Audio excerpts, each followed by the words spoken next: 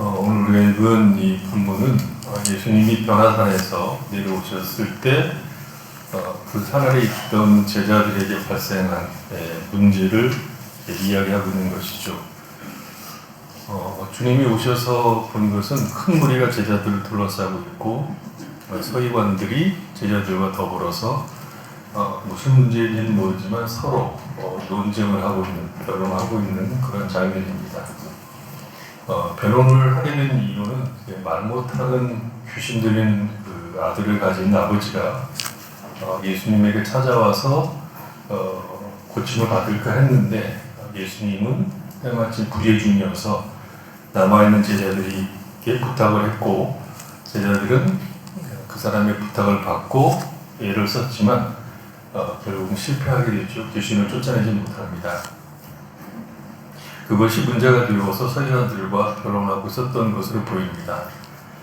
그러던 와중에 예수님이 오신 것이고, 그 오셔서 이제 여러 이야기를 하시고 예수님께서 이 아이에게 들어간 귀신을 쫓아내시는 과정에서 어떤 일들이 벌어졌는가 하는 것을 오늘 본문에 가지고 있는 내용입니다.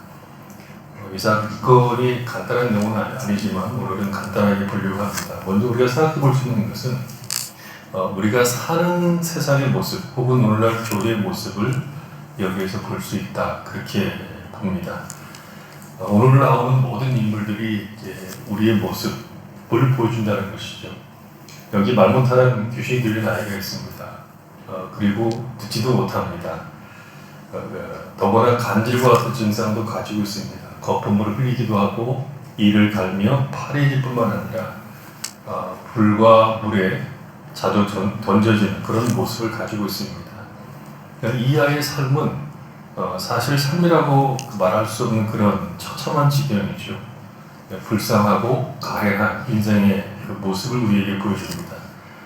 그런 문제를 안고 있는 아이를 둘러싼 사람들의 모습 속에서 오늘날 우리가 사는 세상이나 교회의 어떤 흔적들을 보게 된다는 것이죠. 여기서 가장 재미있는 것 중에 하나는 변론했다는 것입니다.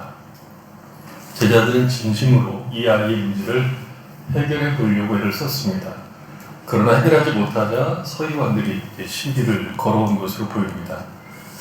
변론했다는 것을 번역할 때 대부분 논쟁 혹은 다툼, 따져서 물음 이렇게 번역들 합니다. 서기관들은 왜 이 문제를 가지고 제자들과 더불어 변론했을까요? 여기 불쌍한 아이가 있습니다. 심각한 문제를 안고 있습니다. 그런 아이를 제자들은 자신들이 알고 있는 모든 것을 다 동원해서 정성을 기울여서 고치려고 했습니다. 그런 제자들이 실패한 제자들과 서기관들이 변론을 하게 된 것이죠. 도대체 이들은 무엇에 대한 변론을 했을까요? 19절을 보면 주님께서 믿음이 없는 세대여 내가 얼마나 너희와 함께 있으며 얼마나 너희에게 참으리오라고 얘기하시죠. 16절을 보면 너희가 무엇을 그들과 변론하느냐라는 질문에 이제 질문 끝에 예수님 말씀 나오시는 거거든요. 17절, 18절에서는 제자들이 실패했다는 이야기를 아이의 아버지가 하고 그러고 난 다음에 19절 예수님의 말씀이 나오신 겁니다. 그러니까 믿음이 없는 세대라고 지적하는 것은 제자들과 더불어 서기관들을 다 지칭하는 것으로 보입니다. 둘 다 믿음이 없는 상태에서 이 문제를 접근하고 있다. 그렇게 볼 수 있습니다. 서기관들은 제자들의 실패에 대한 추궁함으로써 그들이 얼마나 믿음이 없는 존재인가를 보여준 것이죠. 그 당시 유대 지도자들이죠. 그러니까 서기관들, 바리새인들, 사두개인들. 서기관들은 성경을 필사하는 무리들이니까 성경에 대해서 잘 알고 있었던 무리들입니다. 바리새인, 사두개인들은 예수님의 기적이나 치유에 많은 관심을 가지고 지켜보고 있었던 인물들입니다. 예수님의 성공에 대해서도 시비를 하고 때로는 반론을 제기하고 때로는 분노도 했습니다. 특히 안식일에 사람을 고치는 일들로 인해서 이들은 예수님을 죽이려고 마음도 품었습니다. 그리고 계획도 하죠. 그런 그들이 제자들이 실패하자 추궁하듯이 논쟁을 시작한 겁니다. 주님은 실패한 적이 없는데 제자들이 실패하자 꼬투리를 잡은 것으로 보입니다. 마치 주님이 실패하신 것처럼 여겼는지 모르겠습니다. 그러니까 스승과 제자를 한 묶음으로 보고 있는지도 모르죠. 실패한 제자들을 마치 추궁하듯이 논쟁을 하고 있는 것은 오늘날 세상이 보여주고 있는 태도라고 볼 수 있습니다. 세상은 인간의 본질적인 문제에 대해서 전혀 관심이 없습니다. 인간의 영혼과 궁극적인 삶에 대해서 세상은 관심이 없습니다. 인간에게 가장 중요한 것, 주 예수를 믿어 구원을 얻는 일에는 무관심합니다. 그들이 늘 실패하는 것은 교회의 실패에 대한 것뿐입니다. 세상은 교회가 늘 실패하기를 기대하고 있고 그 실패에 대해서 여지없이 공격을 가합니다.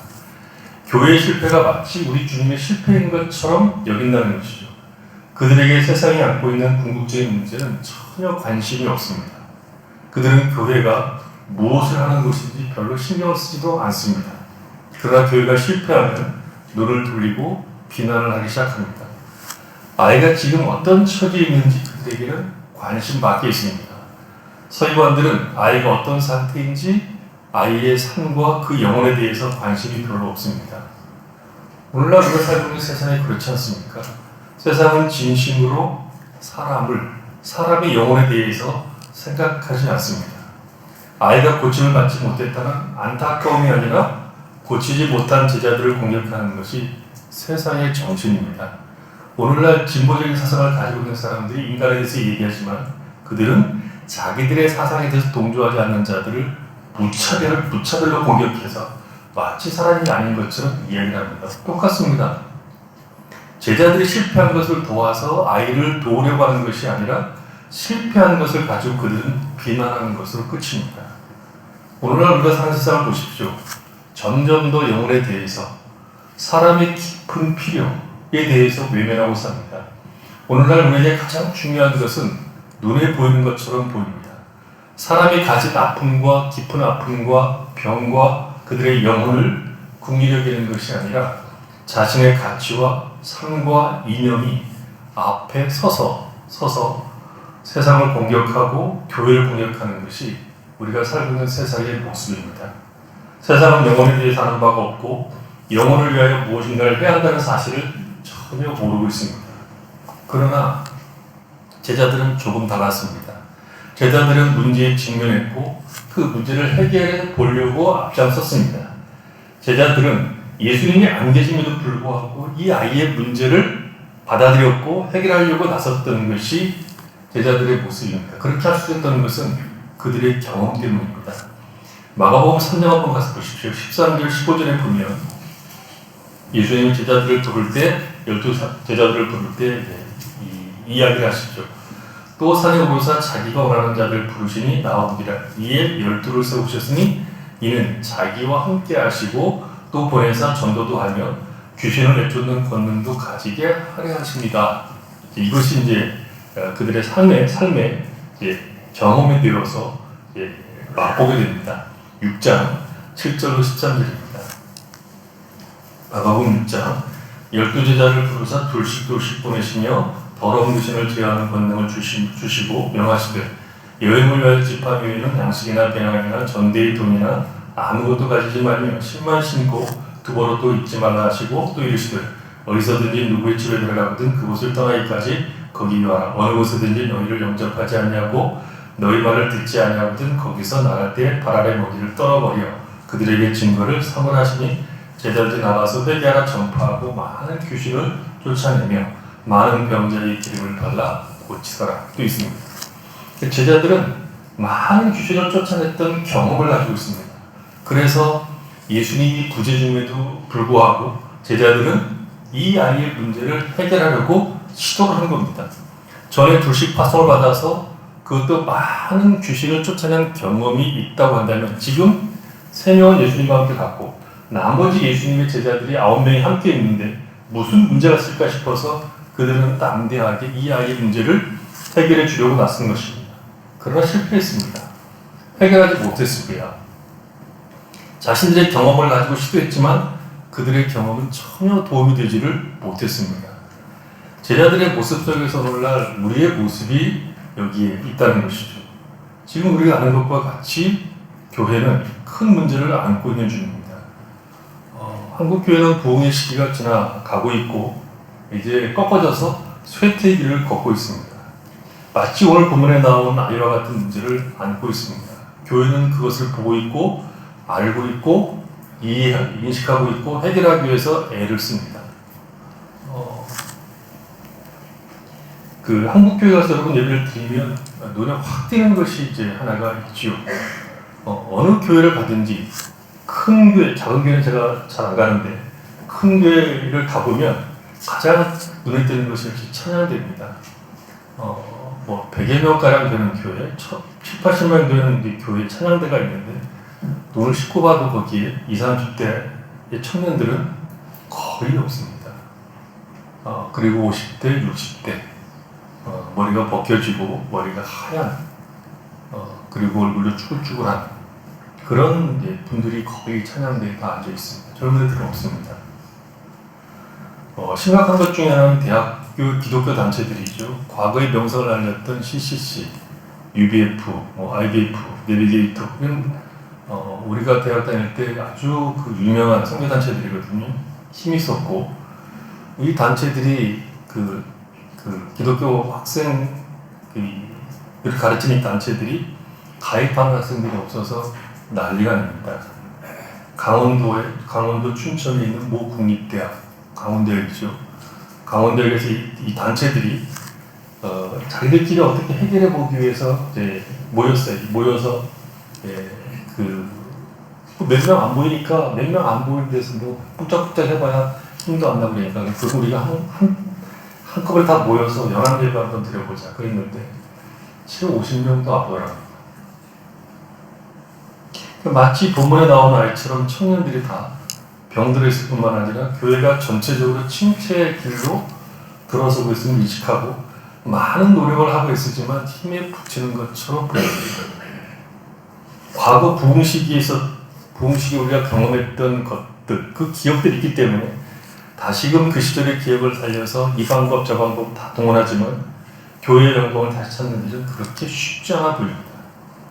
한때는 청년들이 찬양 집회에 열광했지만 지금 그것도 시도합니다. 그러니까 이렇게 하고 저렇게 하고 해서 살려보려고 굉장히 애쓰지만 잘 안 됩니다. 큰 교회들은 교회가 아직은 크기 때문에 별 문제가 없는 것처럼 보이지만 우리가 닥친 문제를 피해갈 수는 없습니다. 화수분 역할을 하던 교회들이 사라지는데 큰 교회가 무슨 수로 버티겠습니까? 오늘날 우리는 제자들처럼 이런저런 방법을 강구하고 있지만 사실 어떤 효과도 거두고 있지 못하는 것처럼 보입니다. 여기에 심각한 문제 앞에 세상은 그 문제를 외면하는 정도가 아니라 교회 논쟁을 하고 아예 교회를 무너뜨리려고 시도하고 있는 것이 세상입니다. 여러분 뉴스를 보셨는지 모르겠지만 이번에 이권위원장으로 내정된 분이 굉장히 신실한 기독교인이었습니다. 기독교인이죠. 였을가 아니라 기독교인입니다.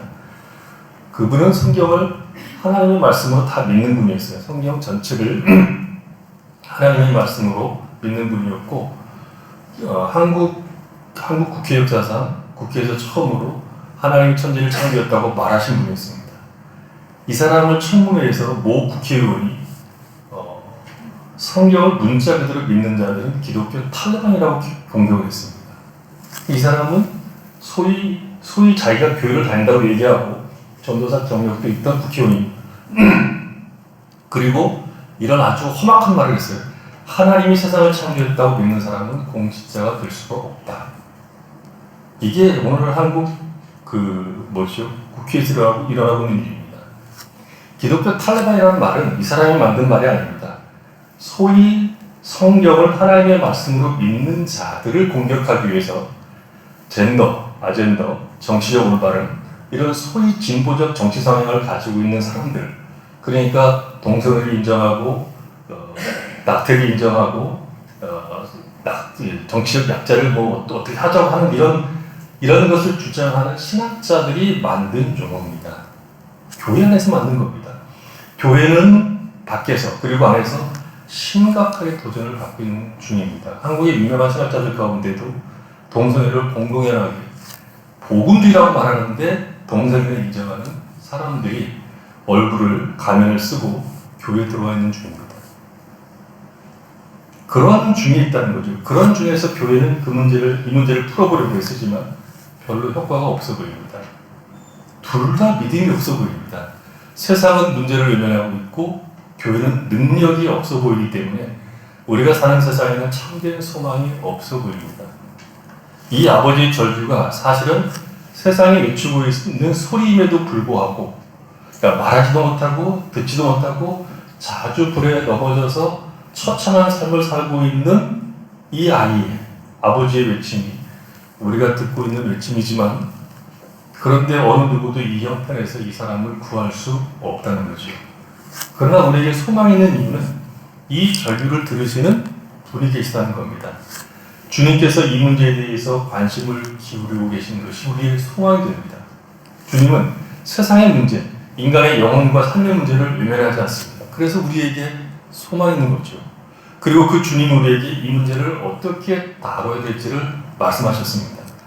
우리는 주님이 가르치는 길을 따라서 이 문제를 바라보고 걸어가야 됩니다. 주님이 제시한 길은 두 가지입니다. 그러나 그 두 가지는 하나로 묶어서 볼 수도 있습니다.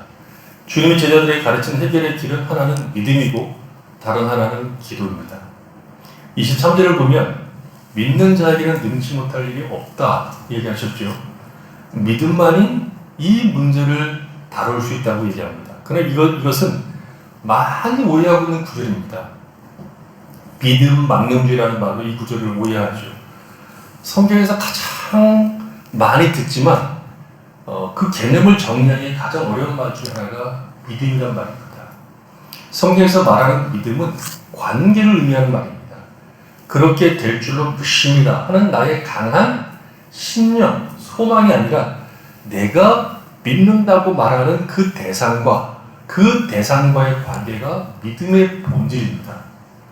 내가 그렇게 될 줄로 믿습니다라는 고백은 반드시 무엇이 전제되어야 하는가 하면 그렇게 말할 수 있도록, 그렇게 고백할 수 있도록 내가 신뢰하는 대상이 누군가가 전제되어 있지 않으면 그렇게 될 줄로 믿습니다라는 고백은 하나의 독백이고 자기의 소망입니다.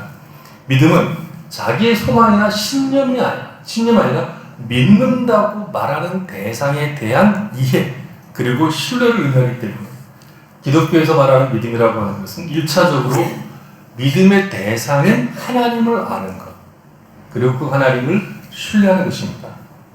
어떤 문제가 발생할 때 우리는 종종 그 문제가 해결될 것이라는 강한 믿음을 표출하는데 그 근거가 자신의 소망이나 신념이면 그건 믿음이 아니고 나를 지으시고 구원하신 하나님이 나의 모든 삶을 통치하시기에 내 삶 가운데 어떻게 내 인생의 길이 인도될지라도 가장 선하고 복된 길로 인도하실 것이라고 믿는 신뢰, 그 하나님에 대한 신뢰에서 믿음이 고백되는 겁니다. 그래서 믿음은 1차적으로 소망이 아니라 하나님을 아는 것입니다. 주님이 믿는 자들에게 능치 못함이 없다라고 할 때 믿는 자라고 말하는 것은 곧 아이를 고칠 수 있다는 생각이 아니라 그 일을 행하신 분이 누구며 그 행하시는 분에 대한 이해와 신뢰라는 것입니다. 고칠 수 있다는 신념이 아니라 이 문제를 누가 다루고 있느냐를 아는 겁니다. 이것은 미묘한 차이처럼 보이지만 근본적인 차이입니다. 여기서 믿는 자는 주 예수를 아는 것이고 주 예수께서 그 일을 행하실 수 있는 하나님이라는 사실을 받아들이고 신뢰하는 겁니다. 우리가 이 아이 아버지처럼 믿음 없는 것을 도와주소서라고 할 때는 그 내용은 주님을 더 깊이 알고 신뢰할 수 있는 삶을 요구하는 것입니다. 우리의 모든 삶, 우리가 만나는 모든 조건과 환경들이 우리를 창조하시고 구속하시는 하나님의 손에 있음을 하나님 손 안에 있음을 인정하고 그 모든 일들 속에서 하나님을 바라보고 신뢰할 수 있도록 구하는 것이 믿음을 구하는 겁니다. 결국 믿음이란 하나님을 아는 것과 정확히 비례합니다. 하나님이 어떤 분이시고 하나님이 어떤 일을 행하시는 분이시고 하나님이 어떤 목적과 뜻을 가지고 우리의 인생을 인도하시는가를 모르면 기독교에서 말하는 믿음을 가질 수가 없습니다. 내가 원하는 것을 간절하게 소망하는 것은 믿음이 아니라 소원입니다. 많은 종교들이 믿음이라고 말하지만 실상은 자기 소원입니다.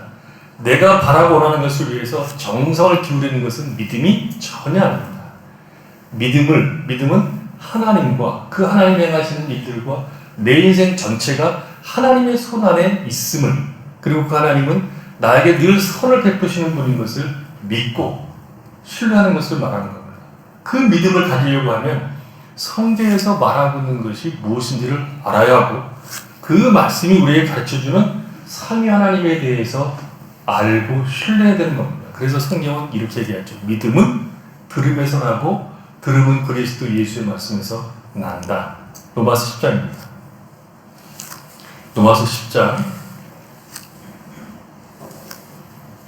13절입니다. 누구든지 주의 이름을 부르는 자는 구원을 받으리라. 그런즉 그들이 믿지 않는 일을 어찌 부르리요? 듣지도 못한 일을 어찌 믿으리요? 전파하는 자가 없이 어찌 들으리요? 보내심을 받지 아니했으면 어찌 전파하리요? 기록된 바 아름답도다. 좋은 소식을 전하는 자들의 발이 함과 같으니라. 그러나 그들이 다 복음을 순종하지 아니했도다. 이사야가 이르되 주여 우리가 전한 것을 누가 믿었나이까 했으니 그러므로 믿음은 들음에서 나며 들음은 그리스도의 말씀으로 말미암느니라. 그러나 내가 말하노니 그들이 듣지 아니하였느냐 그렇지 아니하니 그 소리가 온 땅에 퍼졌고 그 말씀이 땅끝까지 이르렀도다 하였느니라. 그러나 내가 말하노니 이스라엘이 알지 못하느냐 먼저 모세에게 이르되 내가 백성 아닌 자로서 너희를 시기하게 하며 미련한 백성으로서 너희를 노엽게 하리라 하였고 이사야는 매우 담대하여 내가 나를 찾지 아니한 자들에게 찾음받고 내게 묻지 아니한 자들에게 나타난다라 말하였고 이스라엘에 대하여 이르되 순종하지 아니하고 거슬러 말하는 백성에게 내가 종일 회성을 벌렸노라 하였느니라. 무슨 얘기입니까? 믿음은 들음에서 나고 들음은 그리스도의 말씀으로 말미암은 것인데 이스라엘 백성들은 수도 없이 하나님께서 그들에게 말씀을 했지만 그 말씀을 듣지 않아서 믿음이 없는 행위를 했다는 지적입니다. 믿음은 말씀을 들어야 생기는 겁니다.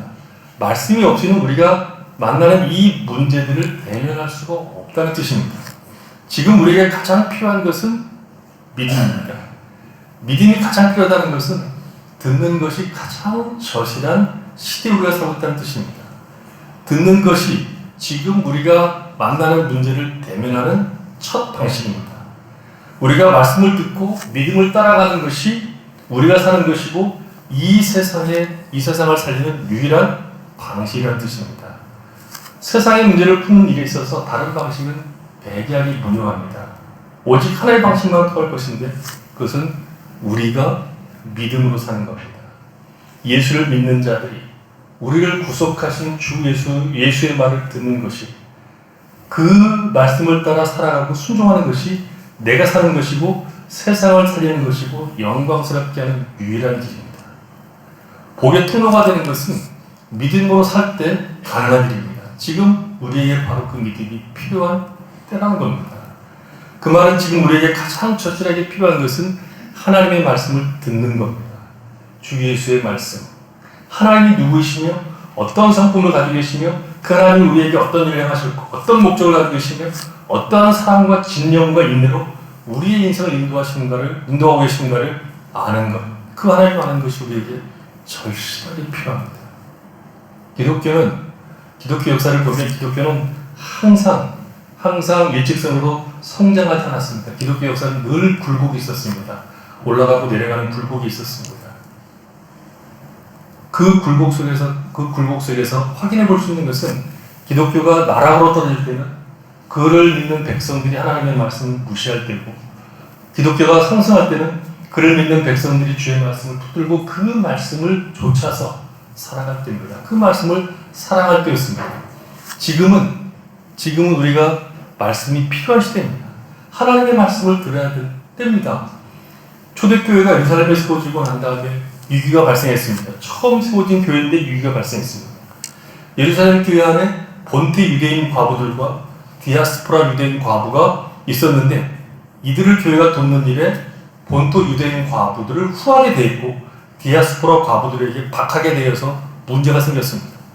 제자들이 이 문제를 해결하기 위해서 애를 쓰다가 이 문제를 해결하는 가장 중요한 방법을 그들이 선택했는데 7 집사를 선택해서 이 문제를 그들에게 맡기고 자신들은 말씀을 전하는 일과 기도하는 일을 전무하기로 작정을 합니다. 왜 그런 선택을 합니까? 이 제자들의 선택이 사실은 교회를 살렸고 하나님의 교회가 영광스럽게 되는 선택이었습니다. 왜요? 하나님의 말씀을 듣는 것만이, 그 말씀을 듣고 순종하는 것만이 사실은 영원히 사는 길이고 우리의 삶이 복되게 연결되는 일이라는 것이죠. 오늘날 문제는 이 말씀을 외면하고 다른 방법들을 강구하는 겁니다. 많은 프로그램들이 교회에 개발되어 있는 것은 약간의 이유일지 모르지만 우리에게 필요한 것은 그것이 아니라 말씀입니다. 믿음입니다. 믿음이 있어야 이 문제를 우리는 대응할 수 있습니다. 그런데 그 믿음은 말씀에서 나오는 것이기 때문에 우리에게 절대적으로 필요한 것은 하나님의 말씀을 듣는 겁니다. 여러분 하나님 말씀을 듣습니까? 여러분 하나님 말씀이 궁금합니까? 말씀을 통해서 하나님을 알기를 힘씁니까? 교회가 코로나 이후에 교회의 민낯이 그냥 드러났습니다. 그대로 민낯들이 드러났죠. 우리 신앙들이 민낯이 그대로 드러났습니다. 그것을 탓하고 있어야 되는 것이 아니라 우리는 우리에게 믿음을 달라고 구하셔야 됩니다. 오직 의인은 믿음으로 산다 하는 말이 하박국에서 처음 나오죠. 그 말이 나온 배경은 이스라엘이 바벨론에게 망할 것이라 하고 그 하박국에게 얘기를 하죠. 그랬더니 하박국이 반문을 던집니다. 어찌 그 나쁜 놈들이 우리가 좀 그래도 하나님의 백성인데 좀 잘못됐다고 해도 어떻게 그런 그가 무도한 놈들이 하나님의 백성, 잘못하고 있는 하나님의 백성들을 이렇게 징벌할 수 있겠습니까? 그럼 부당합니다. 라고 얘기했을 때 하나님이 의인은 믿음으로 말미암아 산다. 이렇게 얘기합니다. 의인은 믿음으로 말미암아 산다. 이스라엘 백성들이 멸망하는 최악의 순간으로 갈 때에도 소망은 믿음으로 사는 사람들을 통해서 하나님의 역사와 하나님의 교회의 복이 연결되는 것입니다. 지금 그것을 우리가 구할 때입니다. 하나님의 말씀을 듣고 그 말씀을 따라 세상 앞에 서야 된다는 것입니다. 우리 하나하나가 다 소중합니다. 믿음으로 사는 것이 무엇인지를 확인해야 되고 믿음으로 살 것을 구하시고 믿음 없는 우리에게 믿음을 달라고 구하셔야 됩니다. 왜요? 그것이 우리가 사는 길이고 우리가 당면하고 있는 문제들 앞에서 하나님의 역사와 영광들을 드러낼 수 있는 유일한 방식이기 때문에 그렇습니다. 그 다음에 기도를 얘기하고 있습니다. 주님께서 이 이야기를 고치자 제자들이 와서 묻죠. 왜 우리는 이 귀신을 쫓아내지 못했습니까? 자기들도 옛날에 했거든요. 옛날에 한가닥 했는데 지금 왜 못하냐고 묻습니다. 그러자 주님이 기도 외에는 다른 것으로 이런 종류가 나갈 수가 없다고 얘기했습니다. 이 말씀은 굉장히 기이한 말씀 중 하나라고 볼 수 있습니다. 지금 이야기에 들어온 귀신은 다른 방법으로는 안 되고 오직 기도 외에는 어떤 방법도 없다는 것입니다. 그러니까 기도가 반드시 필요한 것이 있고 아닌 것도 있다. 그렇게 말하는 것처럼 보입니다. 예를 들어서 시험에 합격하기 위해서 기도하는 것보다 공부가 더 필요하죠. 누가 서울대 가니까 눈이 얘기하지만 머리 좋고 공부 열심히 하는 사람이 서울대 가는 것이고 기도를 열심히 하는 사람은 서울대 가지 않고 사람이 훌륭해집니다. 서울대는 못 갑니다. 술을 끊고 고스톱도 끊고 하는 일은 결단만 해서 결단해야지 기도만 해서 되는 것이 아닙니다. 기도가 반드시 필요한 것이 있는데 바로 이런 종류의 것이라고 하는데 이런 종류라고 하는 것은 사람을 고치는 것, 사람을 변화시키는 일에는 기도 외에는 없다는 것입니다. 인간의 영혼을 다루는 것은 기도 외에는 없다는 것이죠. 쉽게 얘기해서 이렇게 볼 수 있습니다. 제가 설교를 하죠. 설교란 가능하면 논리적이고 이해하기 쉽고 감동적으로 하는 것입니다. 설교는 어쨌든 마구 하는 것이 아니라 이해하고 설득하는 것입니다. 설득시키기 위해서 여러 가지 방법을 동원해서 설교를 하는 것입니다. 그러나 그 설교 자체가 사람을 변화시키는 것이 아닙니다. 설교가 도구는 되긴 하지만 그것 자체가 힘든 것이 아닙니다. 사람에게 감동을 주고 변화를 주는 것은 성령께서 하시는 일입니다. 그래서 앞에서도 얘기를 했지만 사도들은 말씀을 전하는 일과 기도하는 일에 전무하겠다고 하는 것이 바로 이 일 때문에 그렇습니다.